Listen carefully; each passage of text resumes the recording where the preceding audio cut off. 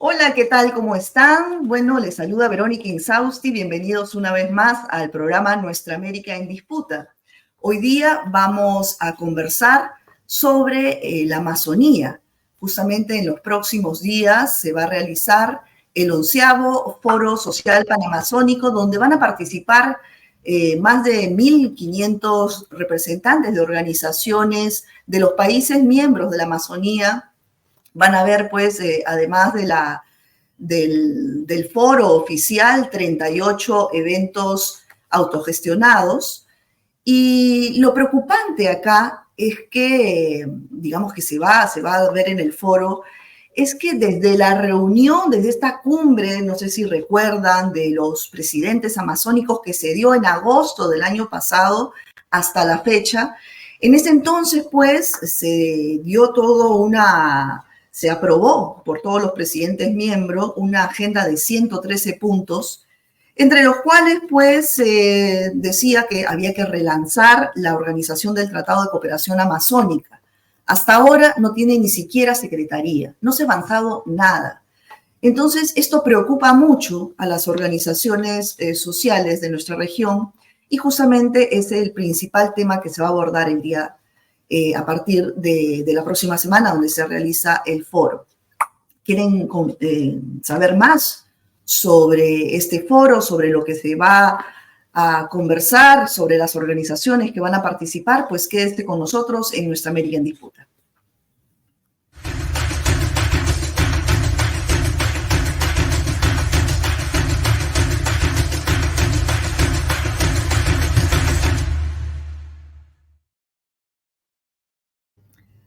Hola, ¿qué tal? ¿Cómo están? Bienvenidos una vez más a Nuestra América en Disputa. Este programa sale en vivo y en simultáneo por las señales de NTV Noticias, Huayca, Sedes, Ecuador y Sede de Trabajo Colombia. Hoy día nos acompañan desde Colombia Germán Niño, coordinador del FOSPA Colombia y encargado del área de economías transformadoras en la TINDAD, y desde Bolivia, el país donde se va a realizar este foro social panamazónico, nos acompaña Juan Carlos Alarcón. Él es representante de la plataforma boliviana frente al cambio climático y también miembro del Comité Nacional del FOSPA Bolivia. Muchas gracias a ambos por participar aquí en Nuestra América en Disputa. Gracias por la invitación, Verónica. Un saludo especial a todas y a todos los que nos escuchan, nos ven, nos oyen. Muy bien. Bueno, Juan Carlos, empezamos contigo, que estás en el país anfitrión en esta onceava edición del Foro Social Panamazónico. ¿Por qué es importante el llamado FOSPA y qué organizaciones van a participar? Sí, muchas gracias. Efectivamente, creo que la importancia del FOSPA en el contexto que tú decías, justamente la Amazonía, que es importante no solo para la vida de los que viven, sino su importancia para la regulación del clima en el planeta y está camino hacia el colapso, ¿no? Entonces, creo que es importante en ese sentido discutir y analizar desde las organizaciones de la sociedad civil que van a participar en este evento de los 9 países panamazónicos. Entonces, van a participar organizaciones, instituciones, pero también hay una representación importante de pueblos indígenas de los diferentes países, ¿no? Muy bien. ¿Y cuáles serían, digamos, las principales propuestas de acciones y de campañas que se van a ver en este próximo foro? Quizás con Germán nos pueda responder a esta pregunta. ¿Llegaste a escuchar, Germán, la pregunta? Sí, por supuesto que sí. Mira, hay cosas que ya empiezan a madurar dentro del proceso del foro. Tú, en algunas oportunidades, hemos conversado la naturaleza de movimiento social que tiene el foro, que es multicultural, que se sitúa también en una región y piensa esa región en función de su propia existencia. Entonces, en esa lógica, como movimiento, la pregunta que se hace está relacionada también con la forma como se ha constituido como un movimiento y ahora recientemente cómo interlocuta con los gobiernos, que fue el caso de la cumbre técnico-científica y después la cumbre de los presidentes en Belén. Entonces, en ese ejercicio, lo que está haciendo es ahora en este periodo, es abordar una agenda internacional que va a pasar especialmente en América Latina, que incluye eventos de una gran importancia, tanto regional como global, ¿sí? Como es la COP16, como es la cumbre de la Unión Europea, la CELAC, como es el Foro Social Mundial de Economías Transformadoras, como es la segunda cumbre de presidentes de la Amazonía y la COP30 en el transcurso del 24 y 25. Entonces ahora el FOSPA entra en un periodo en el cual se vuelve animador de otros procesos y de alguna manera llevando una ruta que nos llevaría de Rurrenabaque a Belén de Pará. Ahora, todos estos eventos importantes que van a ocurrir en el lapso de este año y hasta el próximo, ¿qué tanto se puede avanzar en la práctica? Porque, como decía al inicio del programa, el año pasado se reunieron los presidentes miembros de los países amazónicos de nuestra región, firmaron una senda agenda de 113 puntos, ¿no? Entre los cuales estaba, pues, el relanzamiento del Tratado de Cooperación Amazónico, que es muy importante para poder articular, ¿no?, de forma conjunta todas las acciones. Sin embargo, pues hasta ahora han pasado, ¿qué?, 10 meses casi, y ni siquiera se ha nombrado a la secretaría, al comité, que ponga en marcha a este tratado. Entonces, ¿por qué no se ha logrado avanzar, Juan Carlos, si en teoría hay voluntad política? Sí, creo que es una pregunta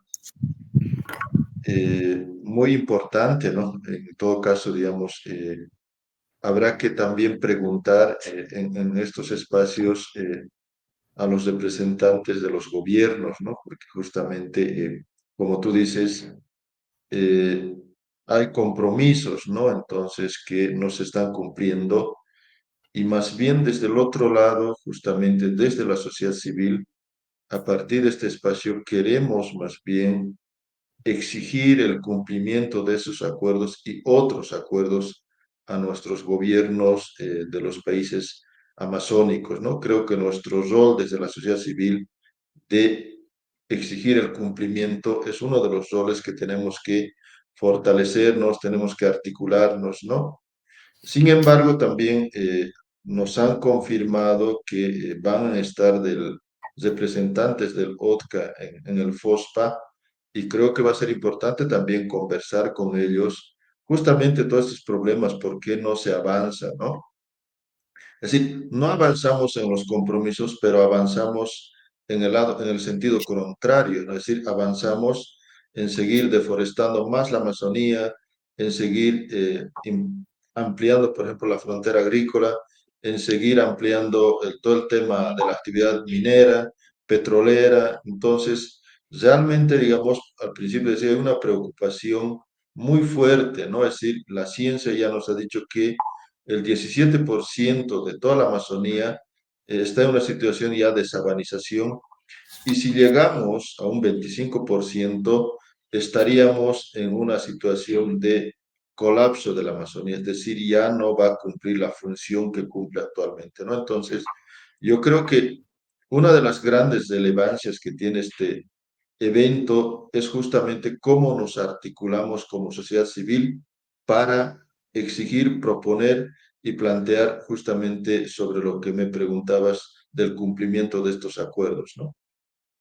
Así es. Bueno, y además de la importancia de esta incidencia política, Germán, ¿cuáles son los 4 ejes temáticos principales que se van a abordar en este 11º FOSPA? Sí, pero antes de esto, un detalle. Hay un veto desde el gobierno peruano al gobierno colombiano para que asuma la presidencia pro tempore. Ese veto es es el factor principal de bloqueo que tiene en este momento la Organización del Tratado de Cooperación Amazónica, ¿sí? Nosotros hicimos un pronunciamiento como Comité Internacional del FOSPA a principios de mayo. ¿Cuándo fue la reunión En agosto del año en pasado. Santa Cruz? Hicimos un llamamiento para que el gobierno peruano desbloquee,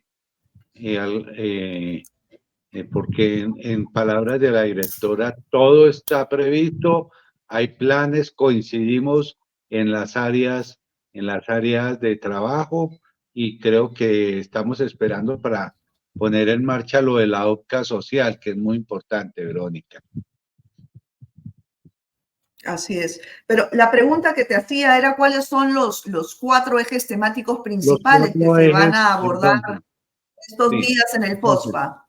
Pueblos indígenas en todo lo que tiene que ver con su presencia, trascendencia y proyección. Ahí hay, cada eje tiene a su vez grupos de trabajo interno que van a trabajar de manera un poco más cuidadosa. Entonces, pero el primer eje es pueblos indígenas con todo y poblaciones campesinas, quilombolas, todo lo que tiene que ver como con la presencia multicultural. El segundo eje es el relacionado con extractivismos y alternativas.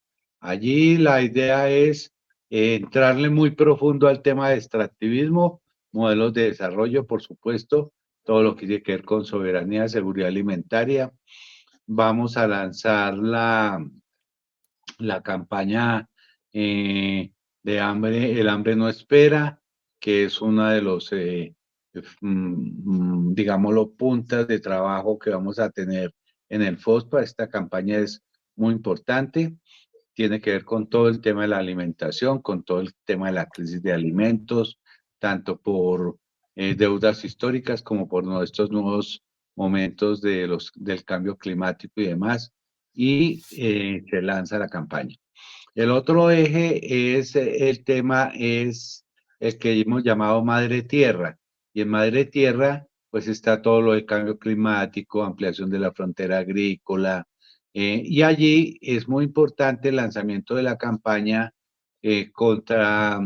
por el tema de cambio climático, ¿sí? En la emergencia climática de la Amazonía, ¿sí? Por los factores que ya se han planteado, las metas del 80-25, que coincidimos con la COICA en ese espacio, con la misma REPAN, y el cuarto eje es el tema de las mujeres.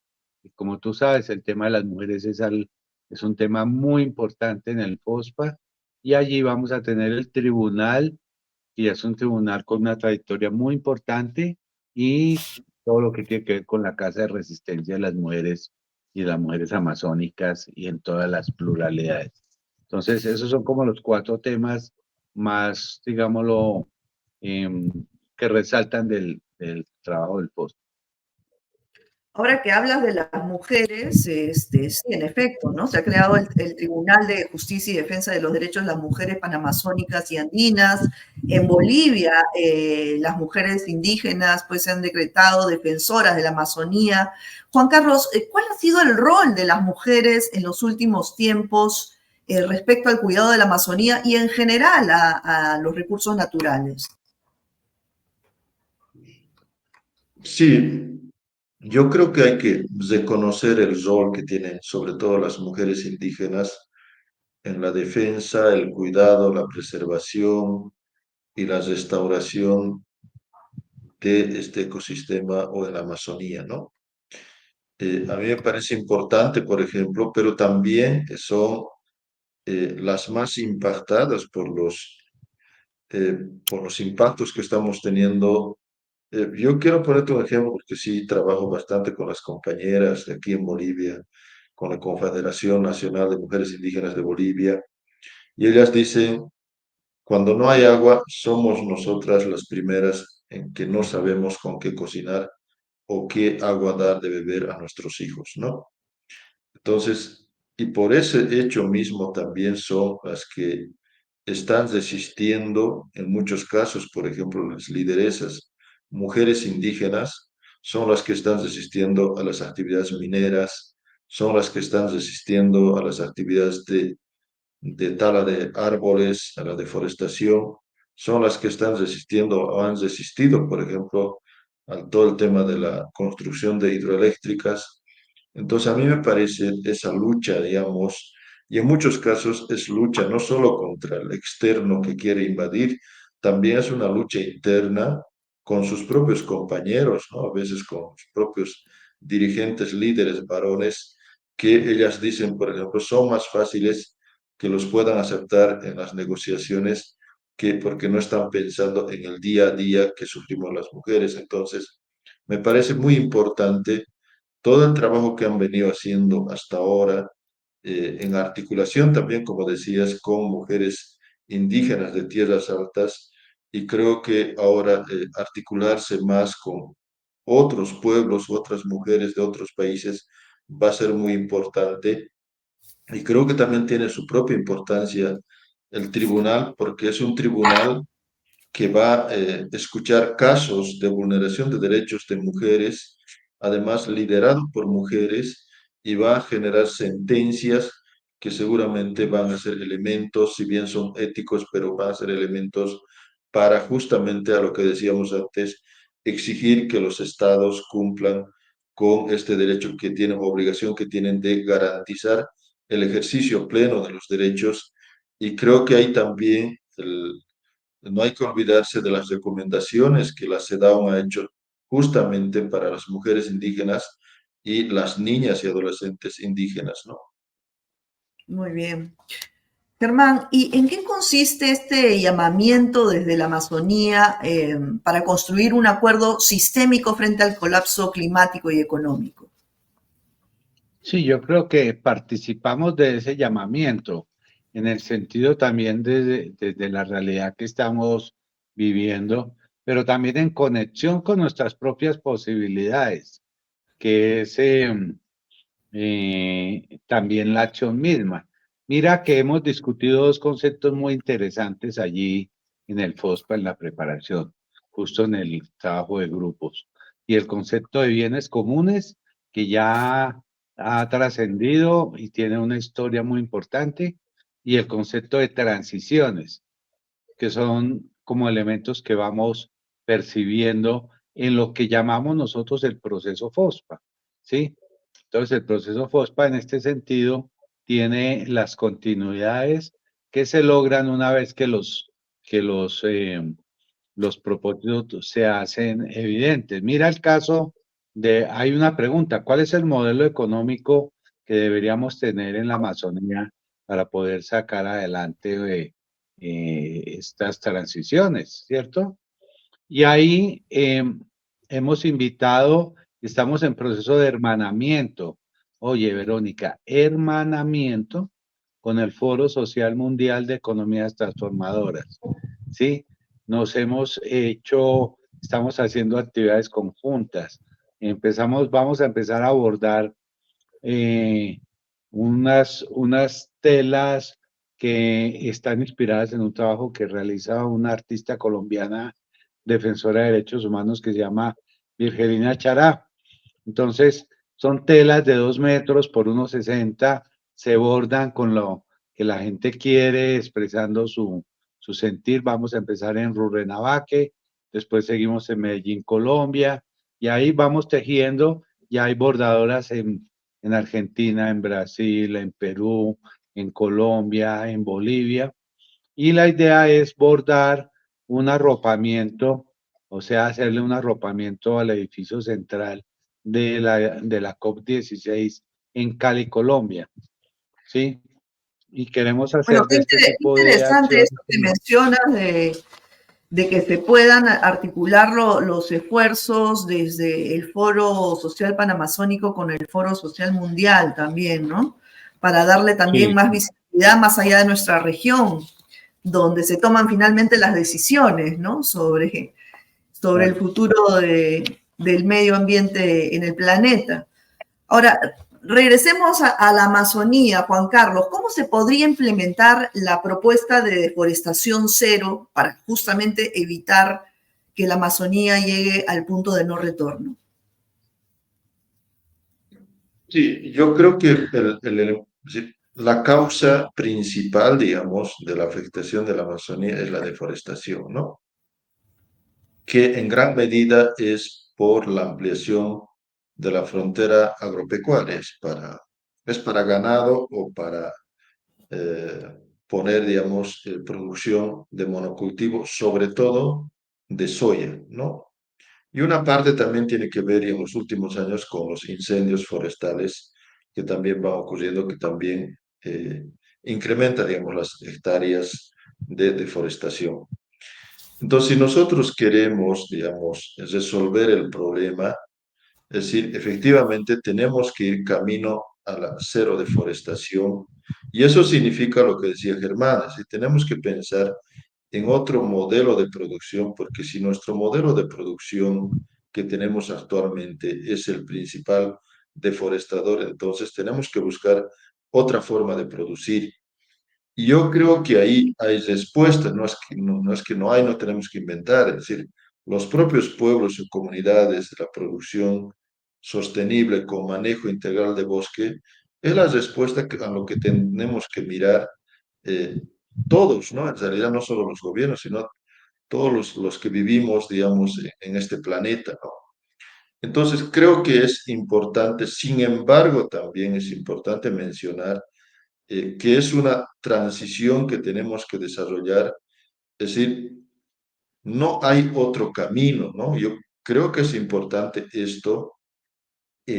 Si bien, digamos, en este caso, el año pasado, cuando se planteó en la cumbre de los presidentes, Bolivia, por ejemplo, no firmó esto de sumarse, digamos, a avanzar hacia cero deforestación, porque está viendo también, digamos, de cómo generar ingresos económicos. Ahí hay un tema de fondo, ¿no? Porque nuestra base, digamos, sobre todo de nuestros países económicos, es la venta de materias primas a partir del extractivismo. Entonces también tenemos que cambiar ese enfoque, ¿no? Es decir, no podemos seguir vendiendo, destruyendo nuestro bosque o destruyendo la madre tierra con el propósito o con la finalidad de tener ingresos económicos seguramente para atender otras necesidades que tiene la población. Entonces, creo que la respuesta de fondo es pensar en otro modelo, ¿no? Claro, pensar en otro modelo, pero el tema es qué modelo y si las personas, las organizaciones y los que, digamos, gobiernan el planeta están dispuestos a cambiar de modelo. ¿Cómo hacer, digamos, esta concientización a la población mundial, Germán? Mira, Esta, digamos, sería una de las principales metas, tengo entendido, del claro, Foro claro. Social Panamazónico, ¿no?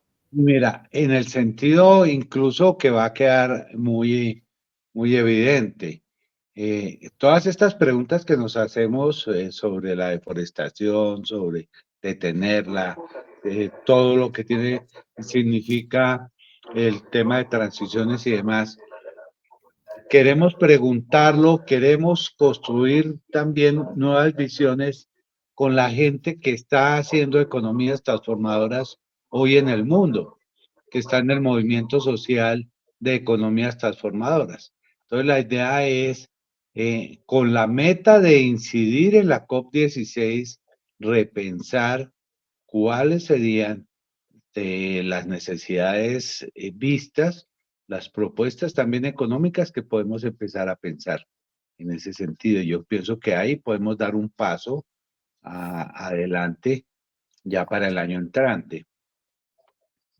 Bueno, ahora Juan Carlos, ¿cuál sería, digamos, se habla de un proyecto de la cuenca amazónica para preservar el ciclo del agua, pero ¿cómo viabilizar este proyecto? Sí, justamente en la mesa de trabajo de agua se ha planteado una propuesta de un tratado de los ciclos de agua, ¿no? Que se llama así una propuesta.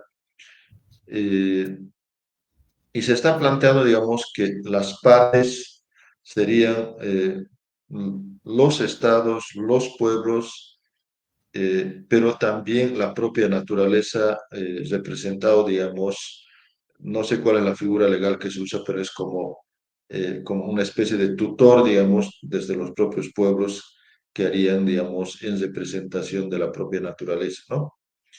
Pero además, desde los estados también puedan adscribirse no solo los estados nacionales, sino también los estados subnacionales, ¿no? Que creo que es importante mencionarlo. Lo que se está planteando es justamente presentar esa propuesta en este FOSPA y avanzar, digamos, hacia su construcción, digamos, en una perspectiva como es el Tratado de No Proliferación de los Combustibles Fósiles, ¿no? Un poco tiene esta lógica, digamos, esta propuesta de tratado, pero tiene esta particularidad de hacer parte a la naturaleza, ¿no? Seguramente en la discusión del FOSPA se verá, digamos, cuál es el camino que se va a tomar. Seguramente también ahí se conversará, digamos, con los del OTCA, ¿no? Para que pueda ser parte de la discusión también de la siguiente cumbre de presidentes amazónicos. Pero esto es una iniciativa, digamos, desde los pueblos que se está planteando y que los propios pueblos sean parte de este tratado un poco también la línea, digamos, de lo que tenemos en la región, el Acuerdo de Escazú, la que ya se conoce como parte, lo que se llama ahí, representantes del público, ¿no? Entonces, creo que es algo interesante que hay que discutir, habrá que también ver los mecanismos y los caminos a continuar en ese sentido. Es. Bueno, Germán, última pregunta, vamos contigo. El FOSPA, el Foro Social Panamazónico, va a cumplir 22 años, ¿no? Desde el 2002, donde se realizó en Belén, en Brasil, la primera reunión.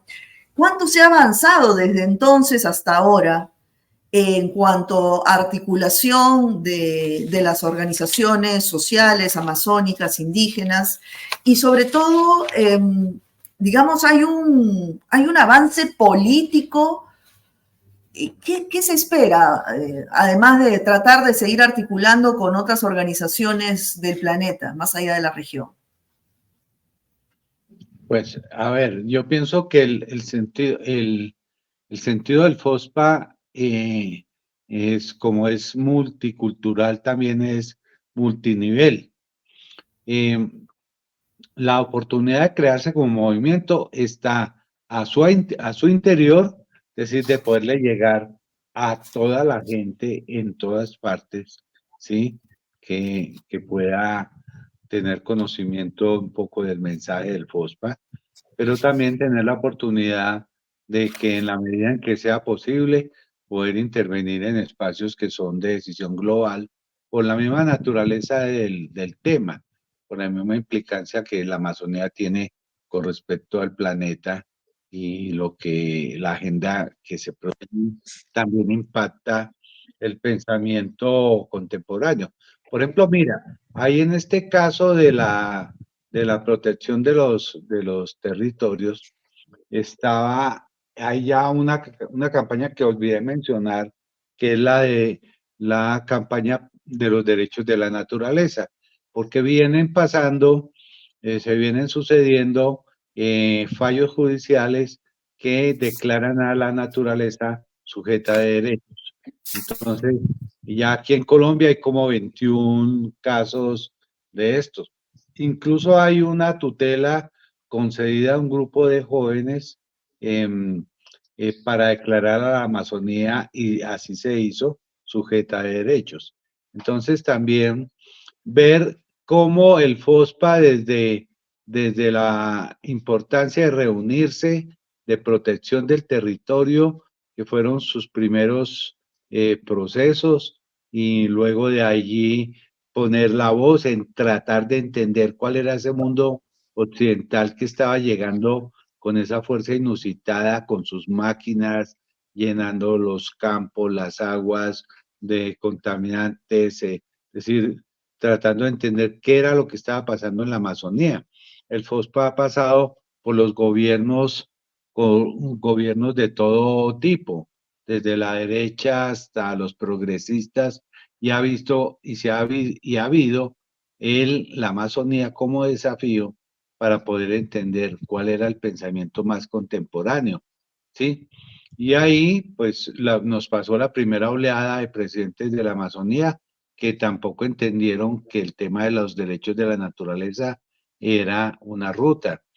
Y luego todos los otros cambios. Hoy sentimos que tenemos un movimiento que se pregunta en ese sentido, incluso que empieza a tener expresiones como se podrá a partir del impulso de este movimiento fortalecer el hecho de que surja una nueva generación de derechos humanos, en este caso los derechos de la naturaleza, que ya empezaron en el 2008 en Ecuador. En cosas como este estilo para que el FOSPA empieza, digámoslo, en esa dinámica a construirse ya en una visión de trascender. Entonces, por ejemplo, el tema cultural lo hemos abordado principalmente dirigido a los niños, a las niñas y a los jóvenes, ¿sí? Y allí ya empieza a haber teatro, empieza a haber, hay un proceso creativo que se llama leer, escribir, dibujar la Amazonía, porque en la medida en que podamos trascender generacionalmente, podemos entonces entender que permanecemos, que es una finalidad hasta que logremos el propósito, y ahí ya desaparecer.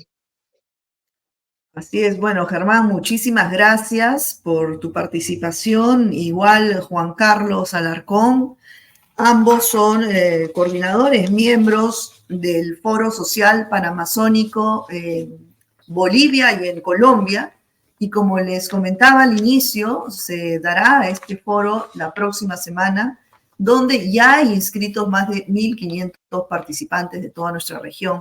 Nosotros vamos a estar muy pendientes de lo que ocurra ahí y esperamos tenerlos en una próxima oportunidad con nosotros. Muchas gracias. Gracias, Verónica, muy Muchísimas amable. gracias. Como siempre, nos sentimos en casa.